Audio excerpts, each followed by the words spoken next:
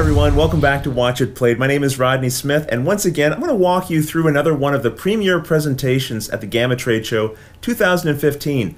This time from Fantasy Flight Games, and as you can see, the lighting in the room was dimmed for effect, which made for terrible video, but hopefully I can do a nice job of summarizing and just detailing the things that were important from this presentation. And of course, you can go over to the Fantasy Flight Games website, and they have a lot of this information as well in nice, crisp detail.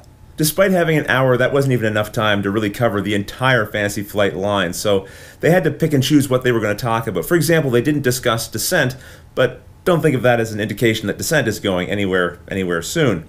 They did talk about Imperial Assault. This game apparently was the biggest launch they've had yet. It's been selling tremendously, and they announced an expansion that's going to be coming out this summer, Twin Shadows. This is going to include a mini campaign, some new figures. You can see Boba Fett's on the cover. Now, my understanding, and I could be wrong on this, but I don't believe the Boba Fett miniature is included with this expansion.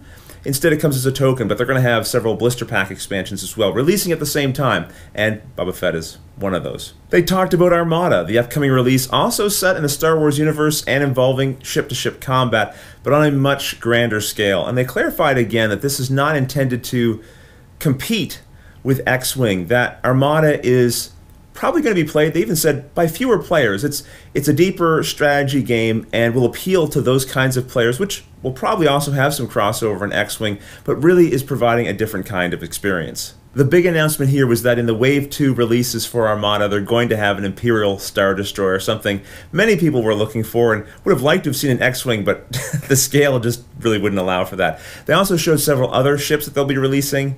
I like Star Wars, but I never got to the point where I was learning what all the different ship names were, so definitely when these were being announced, there were several people in the crowd who were oohing and eyeing and getting whipped up into a frenzy.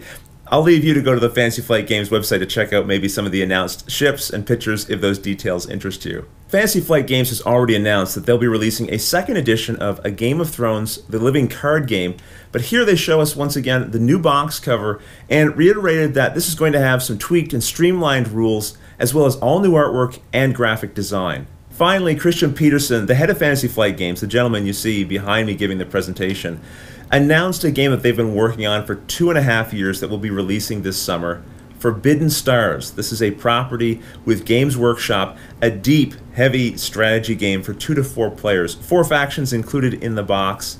And it looked like from the pictures, the board is several double-sided module tiles that you put together.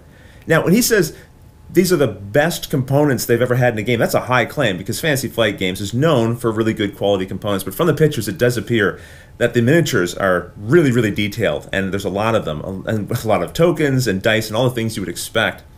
And it comes in the Imperial Assault-sized box. That's a really deep box, so I imagine it's going to have a lot of components.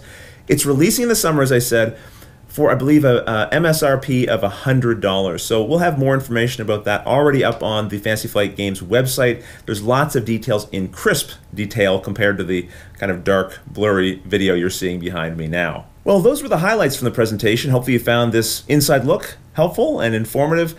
And until the next episode, thanks for watching.